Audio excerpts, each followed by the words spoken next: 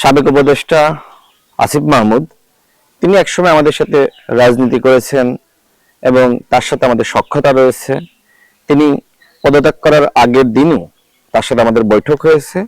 গণ অধিকার পরিষদে আসার ব্যাপারে তিনি ইতিবাচক, কিন্তু এখনো পর্যন্ত চূড়ান্ত কোনো সিদ্ধান্ত হয়নি।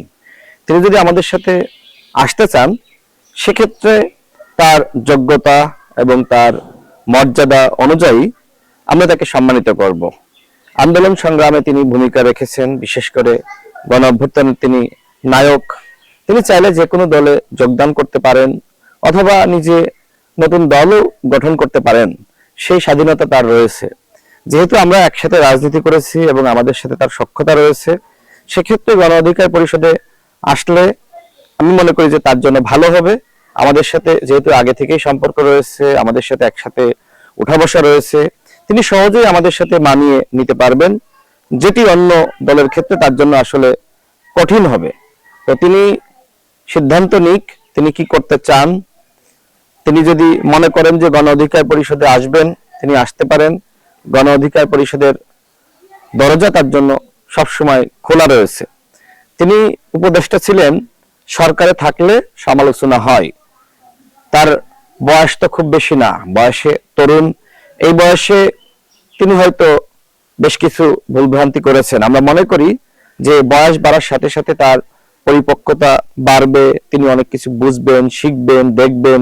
তো আমার কাছে মনে হয় তার এই ভুলভ্রান্তিগুলো নিয়ে এই মুহূর্তে আলোচনা করা এটি আসলে সমীচীন নয়। আমি দেখলাম অনেকে তার সমালোচনা করছে।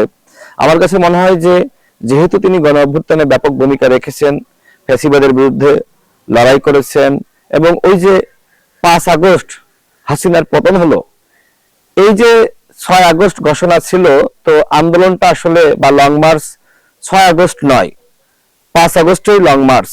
এই সিদ্ধান্ত কিন্তু আসিফ মাহমুদের ছিল। অর্থাৎ তিনি একটি সাহসী সিদ্ধান্ত নিয়েছিলেন, এবং যে সিদ্ধান্তের কারণে স্বৈরাচারী শেখ হাসিনা সরকারের পতন হয়েছে। তো আমার কাছে মনে হয় যে তার প্রতি আমাদের ভালোবাসা দেখানো উচিত।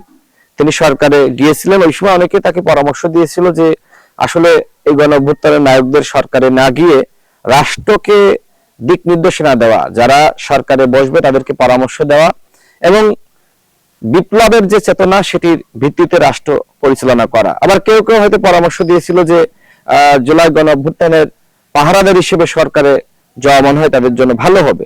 তো যাই হোক, যেটি হয়েছে, এখন মনে হয় তিনি নতুন জীবনে প্রবেশ করতে চাচ্ছেন। আমার কাছে মনে হয় সবার উচিত তার এই নতুন জীবনে শুভকামনা জানানো।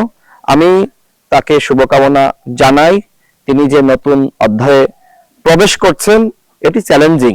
নানান জায়গা থেকে নানান ধরনের সমালোচনা আলোচনা আসবে, তারপরে আমি তাকে শুভকামনা জানাই। আমি আশা করি তার ভুলগুলো তিনি শুধরে নেবেন এবং নতুন রাজনৈতিক পথ চলায় তিনি তার যে সাহসিকতা, তার যে বলিষ্ঠতা, এবং তিনি যেভাবে ফ্যাসিবাদের বিরুদ্ধে লড়াই করেছেন, এই সংগ্রাম তিনি সবসময় জারি রাখবেন।